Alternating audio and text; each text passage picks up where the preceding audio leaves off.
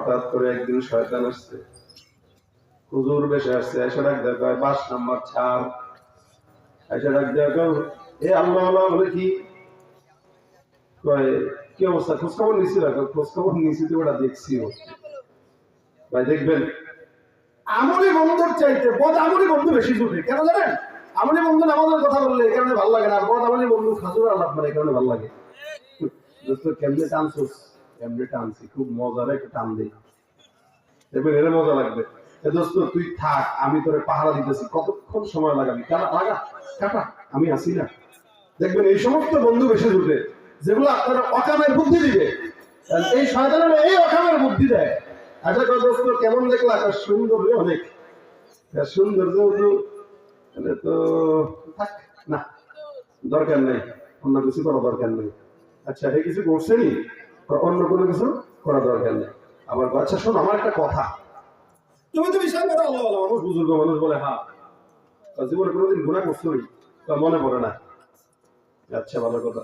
এখন আমি তোমার একটা জিনিস জিজ্ঞাসা করি, বলো তো আল্লাহর কাছে নেককারের দাম বেশি না বদকারের দাম বেশি?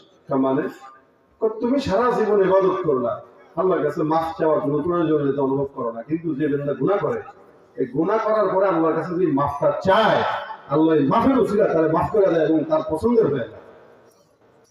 আচ্ছা বলেন তো কথাটা কি ভালো বলছো না খারাপ বলছো? এই রাসূল বলেন কুল্লু বনি আদম খাত্তাউন, প্রত্যেকটা বনি আদম গুনাহগার, কিন্তু খাত্তাউন হইলেও ও আল্লাহর কাছে বেশি দামি যে গুনাহ করার পরে আল্লাহর দরবারে তওবা করে।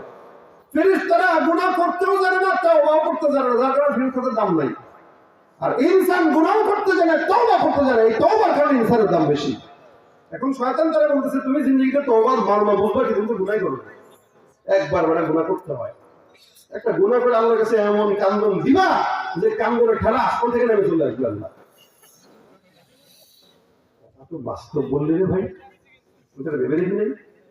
সারা জিন্দেগি খালি জিকির আজকার করছি, ইবাদত বন্দেগি করছি, কিন্তু এভাবে আল্লাহরে ডেকে গুনাহ করার পরে ডাকা, এটার তো মজা আলাদা। দেখবেন যাদের সন্তান আছে, বাচ্চা কাচ্চা ছোট, ইচ্ছা করে অনেক সময় বাবা একটু চিমটি দেয় গালের ভিতরে। যারা বড় হয়, যাদের সন্তান আছে তারা বুঝবে এটা। ইচ্ছা করে নাতি পিটির গালে একটা টিপ দেয়, নাতি কে করে একটা কান্না করে, যে কে করে কান্না করে তখন আদরটা আরেকটু বাড়ায় দেয়, মানে একটু কান্না করে ইচ্ছা করে তারপরে আদর বাড়ায় দেয়। বান্দা গুনাহ করে আর যদি কান্দে তো আল্লাহ আমি আদরটা বাড়ায় দিলাম, আগের চাইতে এখন করে বেশি আমি মাফ করে দিলাম। যা এখন আল্লাহ বান্দা করে ঠিক আছে, তাহলে তো গুনাহ করা দরকার। একদিন 2 দিন 3 দিন করে করে শয়তান তাকে সূরাতে ধোঁকা দিতে দিতে দিতে